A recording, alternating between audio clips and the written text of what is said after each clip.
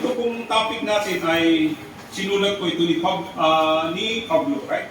Amen. Si Paul o si Pablo? Si Paul, Same, ano? oh, Paul at same. Pablo is pareha lang ba? English sa Tagalog lang Si yun. Pablo. So sa kapanahunan noon ni Pablo ay nakita natin na siya ay nasa Roma, katakot-takot na kanyang karanasan. At alam natin na nakulong pa ito siya. At nanginig itong mga Romano sa kanya, ang mga talaga sa kulungan dahil hindi nila akalain na si Pablo Pla ay isang Romano. At ang Romano sa kapanahunan nun ay talagang mataas ang kilatis. Ano ba sa palagay natin kung ihain tulad natin si Pablo noon? Ito ang lugar ng Romanos. Sa panahon natin ngayon siguro, kung ihalin tulad yung Romano ay yung mga nasa lugar na kinikilala natin na bansa na Amerika. Saludo ang mga tao dyan sa kanilang mga pamamalakad.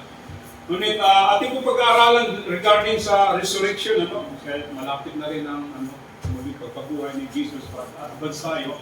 At ang pagkasabi niya sa wikang Tagalog, sa makatuwid tayo ay namatay at nalibing nakasama niya sa pamagitan ng bautismo upang kung paano binuhay muli si Kristo sa pamagitan ng dakilang kapangyarihan ng Ama. At tayo rin ay nagkaroon ng panibagong buhay. Praise God. Puri ng Panginoon. Alam mo, ang tinutukoy dito, mayroon tayong tatlong klaseng body. The soul, the physical, na ito, and the spirit. Ito po ay patungkol po sa mga tao na nakikipag-covenant sa Bible. Actually, ang Bible ay ginawa yan doon sa mga tao na gusto makilala ang Diyos na buhay. Ngayon, tayo ay nabibilang doon sa the chosen one. Ibig sabihin, pinili kayo ng Diyos. Nagkaroon kayo ng pagkauhaw sa salita niya. Ito ay ating pong bigyan natin ng diin ang spiritual na katawan natin. Actually, nung hindi pa tayo nakakilala sa Diyos na buhay, tayo po ay nahintulad sa isang patay. Buhay tayo, ngunit patay. Bakit? Bulag po tayo. At parang tayong natutulog lamang habang gumagalaw tayo. Hindi natin alam ang katotohanan.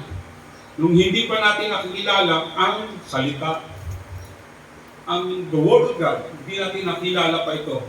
Ngunit nung marinig ng Espiritu, parang itong gusto makawala sa gawa ng laman. Bakit yun po ang pumapatay talaga sa Espiritu ng buhay, yung gawa ng laman.